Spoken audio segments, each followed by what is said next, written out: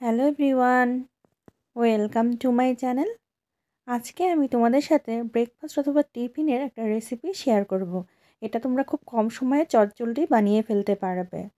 তো এটার জন্য প্রথমে আমি একটা বলে 1 কাপ মতো ময়দা নিয়ে নিয়েছি এবং পরিমাণ মতো নুন নিয়েছি এবং একটু সাদা তেল দিয়ে নিয়েছি। তারপর এটাকে এভাবে করে একটু হালকা হাতে আমি একটু মেখে নেব। একটু মেখে নেওয়ার পরে তারপরে আমি একটু জল দিয়ে একটা ডো তৈরি করে নেব। এভাবে যতটুকু জল লাগবে ততটুকু জল দিয়ে নেব। আমি আগেই একবারে বেশি জল দিব না। এভাবে করে এইটা একটা ডো তৈরি করে নেব। এখন একটু সাদা তেল নিয়ে এভাবে করে আবারও একটু মথে নেব। একটু মথে নিয়ে তারপরে এটাকে আমি জাস্ট 5 থেকে 10 মিনিট মতো একটু রেস্টে রেখে দেব।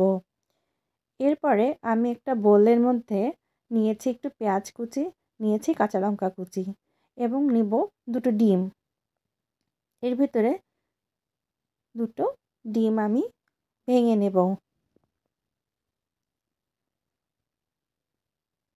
ডিম দেওয়ার পরে আমি এর ভিতরে পরিমাণ মতো নুন দিয়ে দেব এবং সাথে একটু লঙ্কা গুঁড়ো দেব।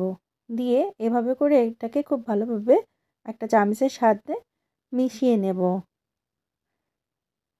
এখন একটা কড়াইতে আমি তেল দিয়ে দিয়েছি, তারপরে আমি ডিমের এই মিশ্রণটা ঢেলে দিয়েছি। এখন এটাকে আমি খুব ভালোভাবে নেড়েচেড়ে নিচ্ছি। আমি ডিমটা এভাবে ঝুরি করে ভেজে নেব। এজন্য ডিমটাকে এভাবে করে ভেঙে দেব। ভেঙে তারপরে এভাবে করে ভেজে নেব। ডিমটা ভাজা হয়ে গিয়েছে, নামিয়ে নিয়েছি। এখন ঢাকনাটা সরিয়ে দিয়ে আমি এভাবে করে আবারও মথে নিচ্ছি। ডোটাকে মথে নিয়ে এভাবে করে লেচি কেটে নিলাম। আমি 3টা লেচি কেটে নিয়েছি। এখন এটাকে আমি একটু প্রেস করে দিয়ে একটু বলে নেব। এভাবে করে একটু বেলে নেব। তো অল্প একটু বেলে নেওয়ার পরে তারপরে এর ভিতরে আমি ডিমের এই পুরটাকে দিয়ে নেব। তারপরে আমি এর ভিতরে দিয়ে দিচ্ছি মোজারেলা চিজ। তারপরে এটাকে হালকা হাতে এভাবে করে চারপাশ থেকে চেপে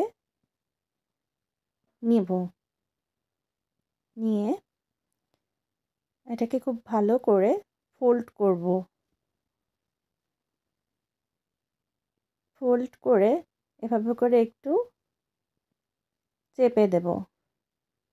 চেপে দিয়ে এখন এটাকে আবারও আমি একটা বেলুনির সাহায্যে বেলে নেব। তোমরা চাইলে কাঁচামরিচটা স্কিপ করতে পারো, শুধু লঙ্কা গুঁড়ো দিতে পারো। আমরা একটু ঝাল বেশি খাই, এর জন্য আমি কাঁচা লঙ্কাটা দিয়ে নিয়েছি। তো এভাবে করে হালকা হাতে বেলে নিচ্ছি, কারণ এর ভিতরে পুরটা যাতে না বেরিয়ে যায় সেদিকে একটু খেয়াল রেখে বেলতে হবে। এই তো আমি এই সাইজটা রেখেছি, কারণ এর থেকে বড় সাইজ করলে এগুলো বেরিয়ে যাবে ভিতরের পুরটা। এর জন্য আমি আর বড় সাইজ করিনি। এখন একটা প্যানে আমি তাওয়াটা গরম হয়ে আসার পরে আমি এটা দিয়ে দিয়েছি। এটাকে দিয়ে একটু তেল দিয়ে এভাবে করে একটু ভাজতে সময় দিব। এক পিঠ হয়ে গিয়েছে, এখন আর এক পিঠ উল্টে দিচ্ছি।